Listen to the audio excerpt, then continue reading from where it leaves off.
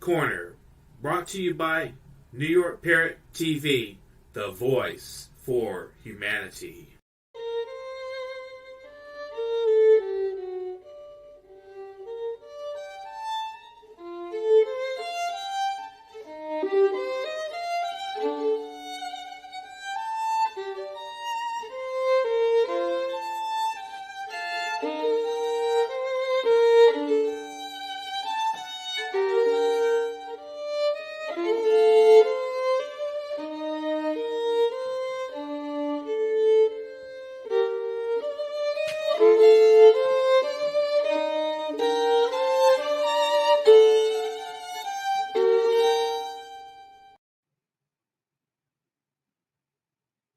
Hi, this is the most amazing collection I have read so far. I'm a reading-aholic. Dustin Pickering, you know me from Parrot Literary Corner. This is the Literary Parrot, available at Amazon.com and its various affiliates. If you have not seen this collection, it's 249 pages of glorious global literature in a contemporary vein.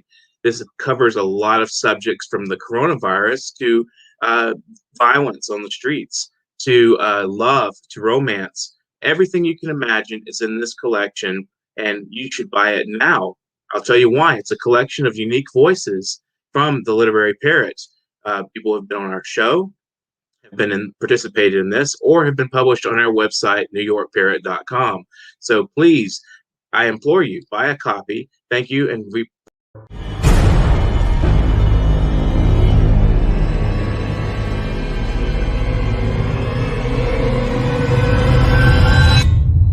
Parrot TV, the voice for humanity.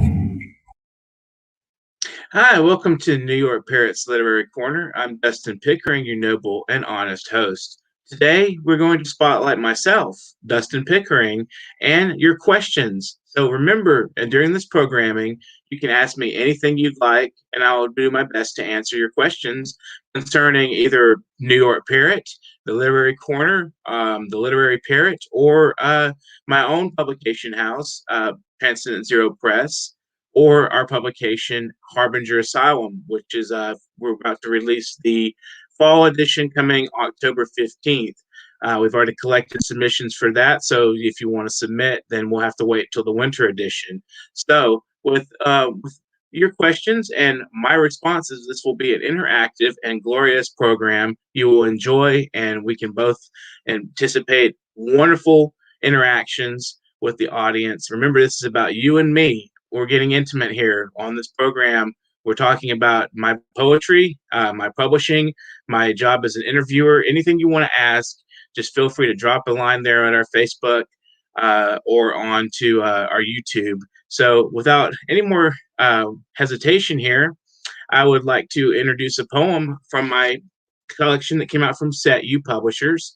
Only and Again is the name of this book. This wonderful art is by a fabulous artist in India named Sophia Khatun, award-nominated poet as well in her own right. She's fabulous. She's absolutely wonderful. Check out her work. She has Death in the Holy Month, published by Owako Press Publishers. This was published by Set You Publishers, based in Philadelphia. And I'm going to read a poem from this. This is a collection that was inspired by three separate women that I met at different times. One I actually didn't meet. I was good friends with her online, still am. But this one is Invocation to Muse Anna. Open mouths don't tell the secrets they wish to tell. Instead, they dream the anchor that yields to the river. The sea does not contemplate. It only hears, and it whispers. But in your yearning, you do not see me yearning. The dawn is one giant viper spitting its frenzy like a cold dew flying from an old regime flag as it shakes to the ground. Oh, the night is somber and your eyes make me wonder what this gift of life means. Truly, I speak to you in this wonder. And that poem was inspired by a friend of mine, a poet also, who has an excellent book available from Flash Books. Her name is Ana Suarez. And if you're interested in that, just check it out. It's a wonderful collection of sort of erotic poetry, and it's beautiful in its own right. And she's an excellent artist, excellent poet. So that poem is also on my YouTube with a video with some images. There's a nice little moon image. Anybody curious, you can go to my YouTube and take a look at that. It even opens up with some Tchaikovsky with some beautiful music from the classical composer Tchaikovsky. Remember, you can ask questions. I'm here to answer your questions today. So don't hesitate at all to drop a line, say hello, even if you just want to say, "Who is Dustin Pickering?" If you want to ask me who I am, hey, I'm more than happy to ask you. Who am I? I am Dustin Pickering, publisher of Transcendent Zero Press and Harbinger Asylum. I interview at Parrot Literary Corner. Here, you've seen me many times. I have quite an extensive background in reading. I'm an autodidact, so that's something that's not too known these days. Most people in the writing community have MFAs or some such. I chose not to go that route because I enjoyed reading, and I felt like going for an MFA or getting a degree in literature of some kind would kill my passion. Trying to make it a focus as a work, make it a job of it would sort of stifle my passion for it if I had to do it by force according to someone else's rules. So I just chose to read literature in my own time. Always loved reading. Always since I was a kid. Started with Hardy Boys and the Bobbsey Twins, stuff like that. Moved on up into Jack London later on, a little when I was in my young, just prepubescent years, and then gradually got into some of the more serious stuff like Nietzsche, and of course Jack London is a very serious writer. But I got into like Nietzsche and Sartre and the existentialists, and then later on, and there in that same period, I got into Sylvia Plath, who was the commencement for me into poetry and literature in general. I read The Bell Jar, just blew me away. I don't know what it was specifically. I loved the way she just was very concise in her language and very direct, and the brutality of it sometimes was very, for a young man like me at the time, it just to read a book that had so much raw honesty and so much passion in it was mind-blowing. So that got me started in literature and studying literature. I read Bob Dylan's lyrics. I read Leonard Cohen.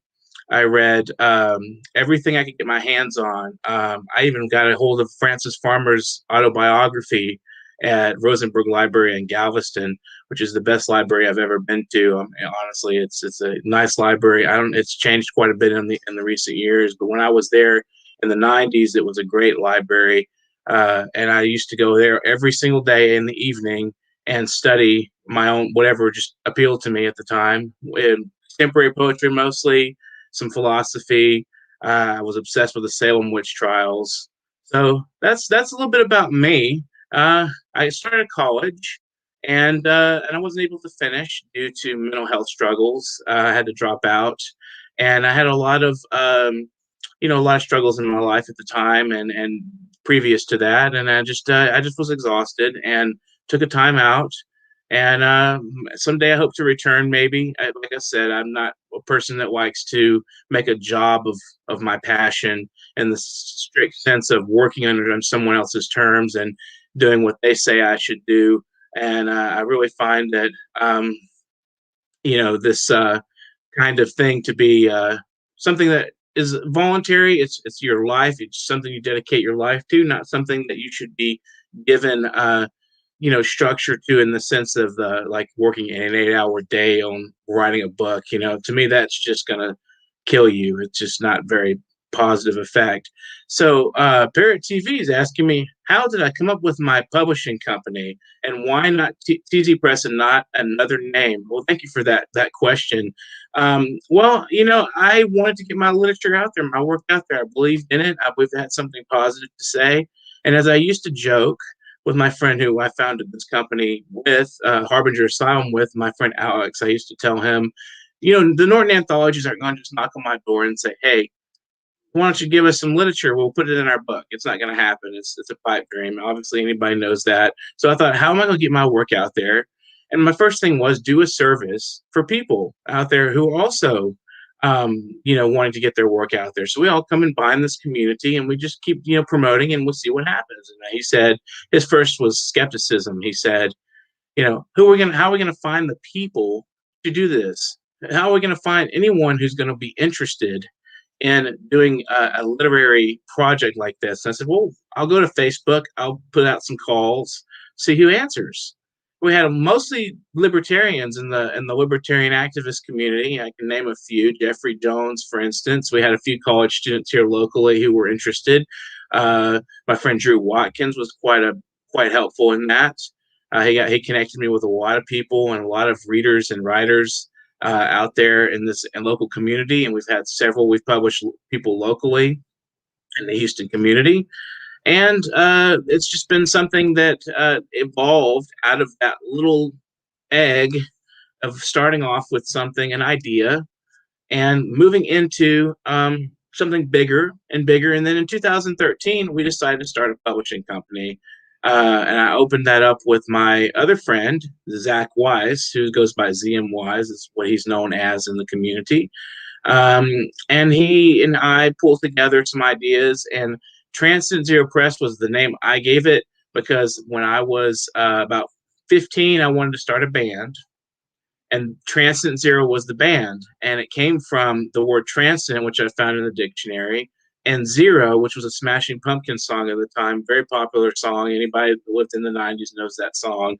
And I thought that song represented what I was about. It's a very interesting song, and it has a line which says emptiness is loneliness, and loneliness, he has this line. And if you hear the song, you'll know what I mean. And he says God is empty just like me. And so that Transcendent Zero to me said that conceptually. That exact line was framed conceptually in that phrase, and it was going to be a punk band. It never happened because I could never pull together the musical resources I wished.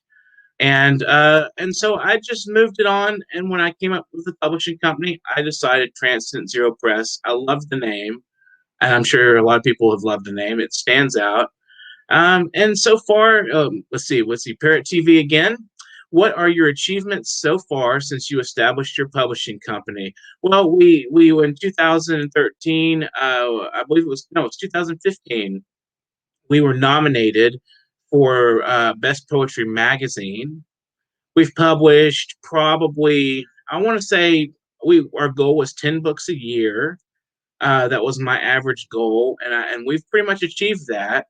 And we've published wide-ranging books. We even published a book that was nominated for the Elgin Award, Jake Tringali's book, Poetry for the Neon Apocalypse. That book actually did very well with, it did not get the award, but it was pleasantly nominated 2 times, 2 years in a row. So that is something we were very proud of. I established a lot of good relationships with some wonderful people through this publishing company, which is the crowning achievement for me, is getting to know people, meeting interesting people who've done interesting things. And I don't do this for awards, for money. That's just not the right goal. If you want to get into publishing, your goal should hopefully be you want to meet new people, you want to interact with a good broad community of people who've done a lot of interesting things. It's very hard to break in, especially with poetry, to make any kind of money based on the fact that people are just at large are not as interested in poetry as we would wish they would be. They're getting more interested in poetry now during the pandemic, I think, because people have leisure time, and poetry needs to be in the forefront. We're the forefront of the arts. I think the reason we're sort of the bottom layer is because the bottom man on the totem pole is the strength, the carrier, the big holder of upper of the community. I do believe poetry is what resonates throughout the arts. Poetry and music to me are like gods, Parkchester Times asked, what were some of the memorable challenges you faced as publisher? Well, mostly the financial side was really tough, and every time we had trouble, someone came along and offered donations. We didn't even have to ask for it. Sometimes someone just come up and say, "I'd like to give you, a little bit of extra cash to keep doing this," and that was a real big struggle. I have struggles because I don't have transportation. I don't drive, and so all I do is walk, anywhere I go. And so it was always troubling to get to these readings that I had and these meetings that I would have to have, and I could catch an Uber up the to Last Concert Cafe to promote events, and it was always challenging to get up there, and I usually was very concerned I'd either arrive late or not arrive at all and look stupid. But I always made it. It was always a wonderful event. It always played out well. People loved what we offered. We had a very small audience. I think one particular event we had Lynn Coffin, and it brought in about 80 people. I think I want to say at least 80 people throughout the night, because I don't know why that event was so popular. We had Lynn Coffin, we had the usual bands we had, and it was really fun and enjoyable. So that was something that's been a challenge for me, is getting around transportation wise. And the financial side is always a battle. It's always hard. Any company if you're running, especially a small company, it's hard to keep the money up and keep it coming in, and to keep it maintained. We had a graphic designer, Glenn Monroe Irby, who was a wonderful man. He's an artist in his own right, photographer, poet, and a wonderful artist. And he also made furniture. And he was our graphic designer for some time. And he sadly passed recently, around the time of the beginnings of the pandemic. And we had to just like improvise. It was like right along, the spring edition was just about to come out, and I had another graphic designer, and he was willing to do it. When he did it, he didn't charge us anything. He was very generous with his time and effort, and we thank him a lot for that. So thank you, Glenn, wherever you may be. And we, just it was just always troubling to find the money to get this book out, get the Harbinger out, and to keep the momentum going. Sometimes keeping the passion alive is hard. New York Parrot asks, how do you cope with troublesome writers, and how have people been reacting to your rejections as publisher? That's an excellent question. I have some funny stories. I turned a guy down for his book once, and he got extremely mad at me, and he called me a few obscene names like faggot. I was a little bit rude back at first, and eventually I said, "Hey, I tell you what, I probably won't be able to sell your book as much as another publisher. I don't have the resources. Why don't you take it to another publisher? And when you sell 2,000 copies, come back to me and tell me you sold 2,000 copies, and I'll congratulate you." And at that point, he stopped. He stopped emailing me. And later on, maybe a year later, I got an email from him. He said he had published it was just a promotional email, that he had been working with small press distribution, which I tried to connect with, and they turned me down. And I said, I appreciate the promotional email, and I'm glad you're working with Small Press Distribution. I couldn't have offered that. I'm glad your publisher could do that for you. And I said, see how things work out for the best. I turned your book down, but it wasn't my thing, but someone else took it, and it's going to soar really, really high. So congratulations for that. He never emailed me again, never got back with me again. Most rejections, they're very generic. You'll get a form letter. I type them out myself most of the time. I type out, or ZM Wise does. We go through a lot of personally. We will email you a personalized rejection form letter. It'll say the same generic stuff, but we type it out ourselves. It just says this is not for us at this time, whatever. And most people accept that. We had a snarky little dude one time come out and say, well, what do you publish? If I'm not what you want, what do you want? And I just responded to him. I said, well, take a look at our website, and come back and see if you have a thing for us that we would be interested in. And he came back and he said, yeah, you're not my flavor of tap water. And I said, well, then why submit without looking at what we publish? I mean, it's just good manners to look and see if the publisher suits you, not just throw poetry at the wind. It's like, if you do that, you're not going to get anywhere. And then he started trolling me on Facebook, so I had to block him. But that was a funny story. Other than that, I haven't had any really bad experiences with writers from the publication. We've had a couple of here and there that have been not people I want to deal with anymore. And I'm glad they're out. I'm not going to say any names, obviously. It's not professional, but I've dealt with some people in the publishing community that I would not want to interact with, and I'm sure some people will get along with them just fine. Just not me. So that's my nature. Parkchester Times asks, how has collaboration with people boosted your literary and publishing journeys? That's a good question. Actually, that's a very good question. I think, a lot of times I like to bounce ideas off people. You can't interact strictly with yourself. You have to have other people sort of communicate and have these ideas. And like I read, the first poem I read today from my book Only and Again was inspired by a sort of spark that flew up in me, an idea that came from a younger woman that I met at the New York Poetry Festival some years ago, and for some reason, just she inspired me. So I wrote poetry, a little small little booklet of poetry for her, and I completed it in the 3-part book here, which is Only and Again. If you're interested in this is on Amazon.com, and it's beautiful artwork as well. And there's several black and white artworks from Sophia on here, and this book is excellent. I really commend myself. I mean, but this was all collaborative conversations that I was having with people that just some reason sparked an idea, and I wrote it, and then I dedicated a portion to them, whoever it was that I was communicating with. So we're gonna take a brief break and break. We'll take a brave break, and then we'll come right back, and I'll talk with you some more. Thank you.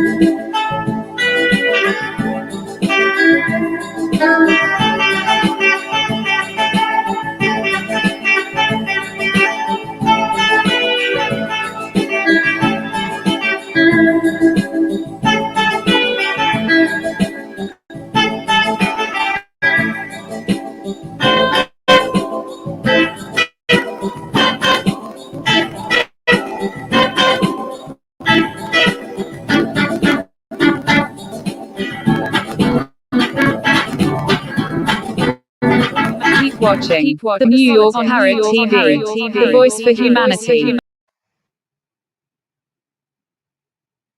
Hi, this is the most amazing collection I have read so far. I'm a reading-aholic. Dustin Pickering, you know me from Parrot Literary Corner. This is the Literary Parrot, available at Amazon.com and its various affiliates. If you have not seen this collection, it's 249 pages of glorious global literature in a contemporary vein. This covers a lot of subjects from the coronavirus to violence on the streets, to love, to romance. Everything you can imagine is in this collection, and you should buy it now. I'll tell you why. It's a collection of unique voices from the Literary Parrot. People have been on our show, have participated in this, or have been published on our website, newyorkparrot.com. So please I implore you, buy a copy. Thank you, and please return.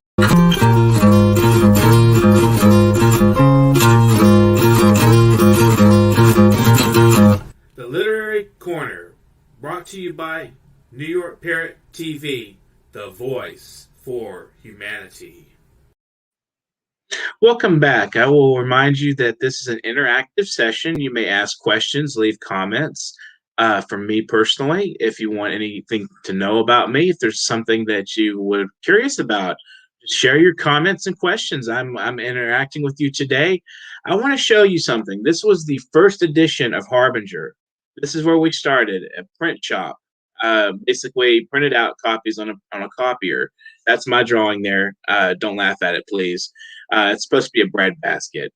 And a quote from Octavio Paz: "Each poem is time and burns." We thought that was a good little way to introduce ourselves to the poetry community out there at large. And there's so many wonderful, this is a little treasure for me. And we went from this to this. This is published by this was through Amazon Create Space, or now known as Kindle Direct Publishing.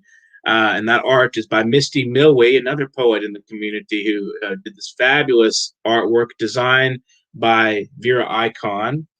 And we had some great, this was a great edition of Harbinger with a, you can see the back here, bringing the best in poetry publishing. We would hope so. We hope that's what we're doing for our audience out there, that you love what we're doing.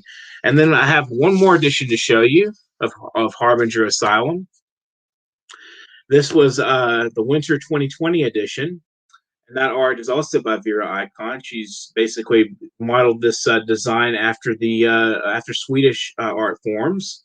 So if you would take a look at that, that's interesting little design she did. And this edition, all these are available on Amazon. So if you want to take a look and just type in Harbinger Asylum, you can find a lot of our works. That first edition, unfortunately, is out. It's gone. We printed up about 110 copies and basically sent them out to people who were in the edition. And other than that, there's no more left. So they're rarities now. If we ever became super famous, that's a rare edition of Harbinger Asylum, which will probably be worth about, a more average than it was when I printed it up. And it was like 12 pieces of paper stapled together. And you can transform things. You can do it. I promise you. If you want something in life, all you got to do is learn how to transform one thing to the next. That's what work is all about.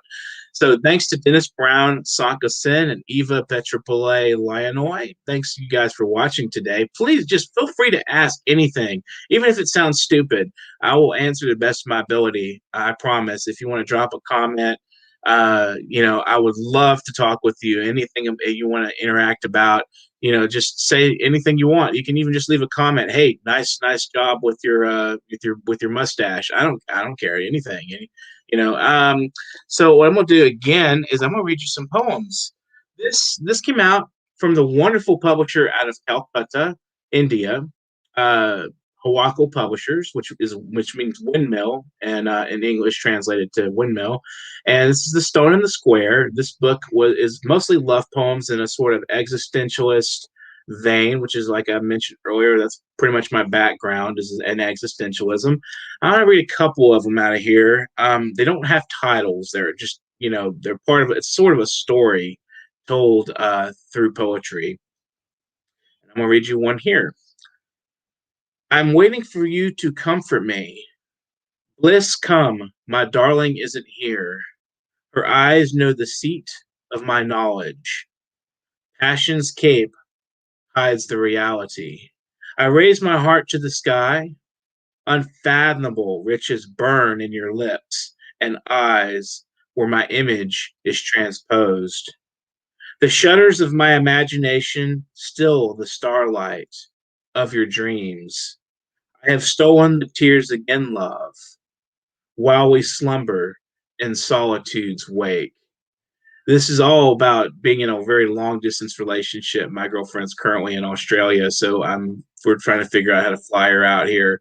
So that's what these poems are really concerned, is bringing somebody from a long distance relationship, pulling us together and founding a home. That's what Stone in the Square symbolically represents.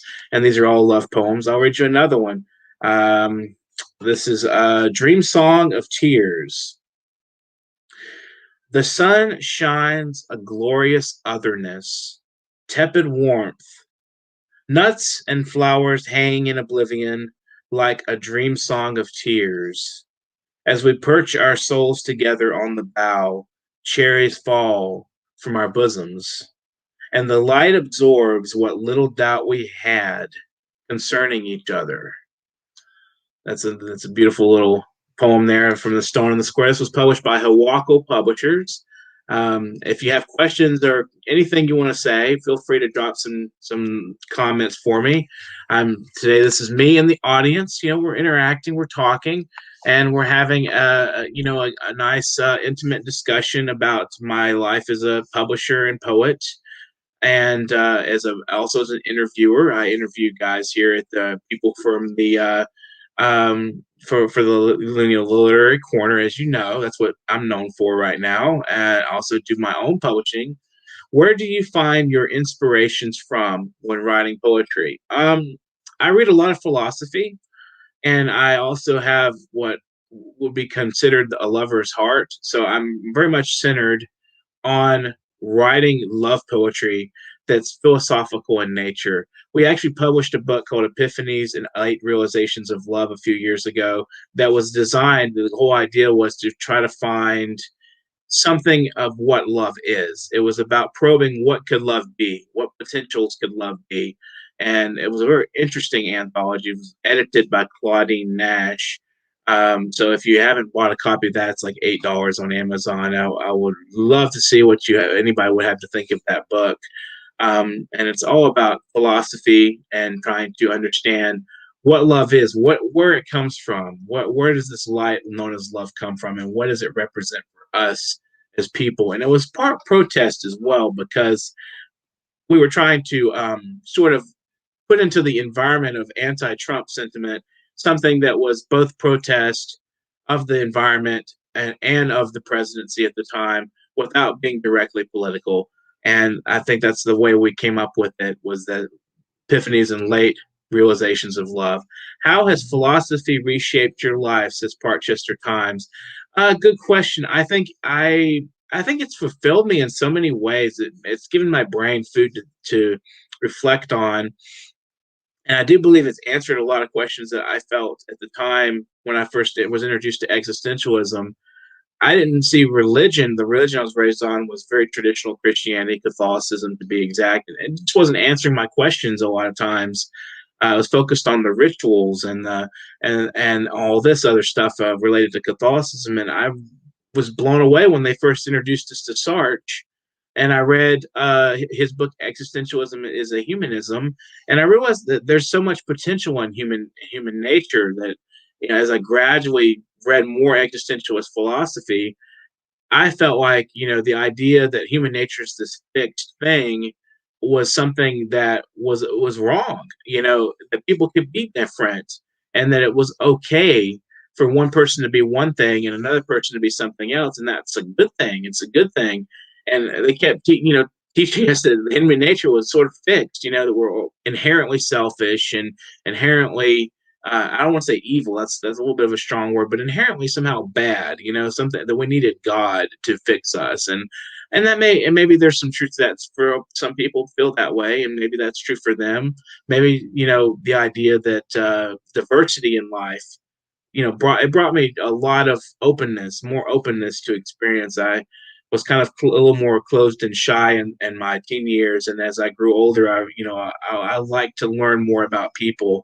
And I feel like reading in psychology and reading in philosophy gave me a background that enabled me to open me to people, different kinds of people. And that's a very good thing. You want to be open to different kinds of people. And in my reading, I learned not to judge people too quickly, which has sometimes come to my aid and sometimes to my detriment. There are people I've met who I did not second judge, and they became really good friends. I love them. And then there are people I've met that I thought, this person is not someone I want to deal with. And then I second judged myself, and I said, well, give them a chance. And they gave me a lot of problems. and so sometimes it's good or bad. It's just life. You take what you get, and that's that. But that's enhanced. All of these experiences has enhanced my ability as a writer and my knowledge of people to develop an oeuvre. So Parchester Time asks, why hosting daily TV show for creative writers? Don't you get tired? Yes, I do get very tired. Sometimes I don't sleep, and it's tiring. Sometimes you may notice on the program I'm a little more drowsy than usual. And hosting the daily TV show, it's fun. It actually energizes and gives my life a little more structure than I would normally not have, because I don't currently, I'm unemployed. I'm looking for a job. I'm probably going to go after this hurricane. All this mess with this hurricane passes. Hurricane Nicholas just came through, and we'll probably go back out and see if I can find something. And something with getting up in the day and preparing for a show, and basically showing up for the thing gives my day structure that having nothing show would not have. And plus, I don't see many people because of the pandemic, and I would probably not be doing a lot of Zoom events. I'm just not the type to do constant Zoom events.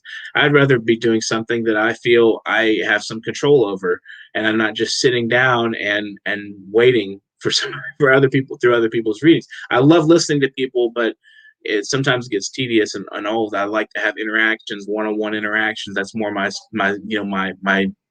personal uh, preference, really. So that's why I do with creative writers. I love creative writers. I love people that are creative thinkers. They tend to be more open-minded. They tend to be more, as the term says, creative. And I like creative people who can, take A and B and make C and D. I mean, to me, that's what the life is all about. It's transformation, and it's about bringing more to the table than you're given. Jesus talks about the parable of the talents, and like this, there's nothing wrong with generating more from what you have. And so don't let anyone tell you that there's something wrong with actually doing something with your life creative and constructively. I've had people say, why would you want to do that? It's like, well, because I want to. And it gives me fulfillment. No other reason needs to be given. Who made you my boss, and who made you my God, or anything else? So I've had to deal with a lot of critics from all sectors of life, neighbors, and everyone deals with people that just don't get you, and it's very frustrating.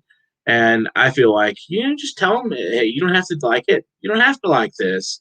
So New York Parrot asks, as a co-founder of World Inkers Network, what do you hope to achieve in the next couple of years? Well, I do hope to build this community and publish some amazing, thought-provoking literature. My goal has always been to find intelligible thought in literature, and I hope we can publish some classics. I mean, some straightforward classics that last the test of time. That's what I want to achieve, and within a couple of years, that's a pretty short amount of time. But I hope that we can, both me and Mathieu can agree that we have a good, solid plan together that will help us find and create a large base community that will eventually help us tackle some serious human problems that are out there right now. So that will be my long-term goal, is just to generate a network of ideas, a network of people who have ideas, and keep them alive. I mean, keep them in the spirit of things, interested in what we're doing. So, what is WIN? That's World Inkers Network all about? Says Parchester Times. Well, ultimately, it's going to be a network of people publishing and supporting each other. It's a world network, obviously, World Inkers Network. It's going to be akin to, we want the company itself is sort of akin to an Amazon or a Kindle Direct Publishing sort of thing. I think we'll probably be more selective, and we'll work with translators, and we'll work with groups of people that are knowledgeable about literature. rather than having with Amazon, you're working with engineers and people, mathematical minded. And we'll have some of those guys too, but we'll also have people that know literature and understand literature. And so it'll be very literary community, but it will be for the literary community, and instead of just a capitalist enterprise, a typical capitalist enterprise. So hopefully that will be something. If I've represented the idea correctly, it's Matteo's main brainchild, but I'm in part of this. So World Inkers Network. We're developing a lot of ideas through the interview series and trying to understand what the literary community needs, and we want to provide for those needs. And I think that's something that somebody needs in the world. We need to have more people that think in those terms. That's basic capitalism 101 for you. Just find out what people want and what they need, and you provide it. And you don't have to lie about it. Be honest. You want to be honest. You want to be up forward and on and up front, and you want to just know what it is that people are looking for in life and help them find it. That's basic sales. That's hopefully I'm learning that very gradually. There's nothing wrong with it, I don't think. And so my final words and my final shout outs, I definitely want to thank my aunt. My aunt has been my bedrock. My aunt Deborah Pickering has helped me quite a bit. My grandmother, who passed away a few years ago, Faye Rollins, she was an inspiration to get me interested in literature and encourage and cultivate that. I had a tutor, Mary Ott, in Mississippi, who taught me to read and write. I think she's also passed away, but she was quite an inspiration for me growing up. I haven't spoken with that side of those guys in a while in Mississippi, so I think she did pass away. She was a much older woman. But I'm very thankful for the experience of her teachings and her patience. And all teachers out there, you're valued. I mean, you do a lot of work that a lot of people wouldn't do, and it's wonderful that we have people out there who support young people and who need mentors, need people who are guiding them, who can speak to them on their value system and reach them on that level. I had so many teachers. Mrs. Telchik, thank you so much. You helped me through a very rough time in my life. I want to thank you as well. Mrs. Telchik was my English teacher. Mrs. Walls got me interested in Sylvia Plath. So my final words to readers and writers out there, keep in touch with this program and don't hesitate at all to join with us and watch the program and get an idea of what we're doing. And if it's something you're interested in, come join us. Have fun and just keep writing. I'm Dustin Pickering, and if you would like to be on the program, get in touch with me at that email down there, literarycorner@newyorkparrot.com. We're also accepting donations, and that will be at paypal.me/nyparrot. And we're looking for 1 million subscribers. 1 million subscribers on our YouTube. So don't hesitate to hit that subscribe button. Bam. And there you are. You're one of our subscribers, and you're having fun watching our program. And you can leave your comments on us live. So don't hesitate at all. Don't be shy. You can't be shy, and if you want to get across to us, we like shy, but be brave and step out of your zone a little bit and say something to us. We would love to hear from you. So remember, get in touch with me at that address running at the bottom on that banner, literarycorner@newyorkparrot.com, if you want to speak to me about being a guest on this program. We're looking for musicians.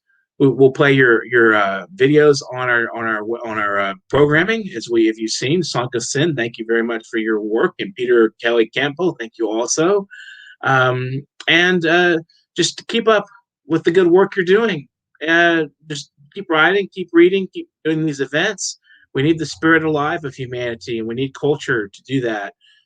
We definitely need culture. It's something that's very necessary to problem solving and to keeping hope alive and beauty alive. And I think we're doing a great job of that. All of you out there, you're doing an excellent job. Just keep it up. This is Dustin Pickering, and remember to subscribe. Don't forget that, and have an excellent afternoon. Love you guys.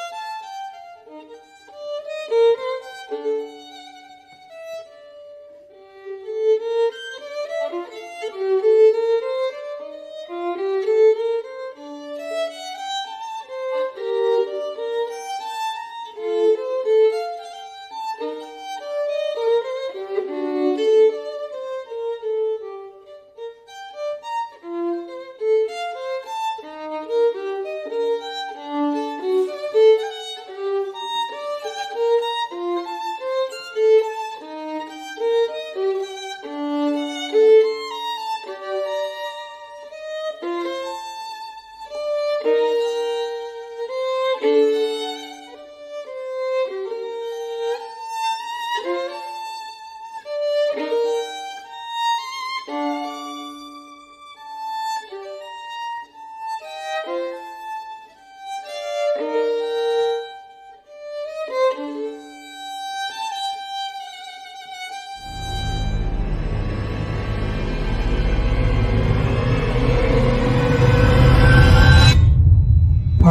TV, the voice for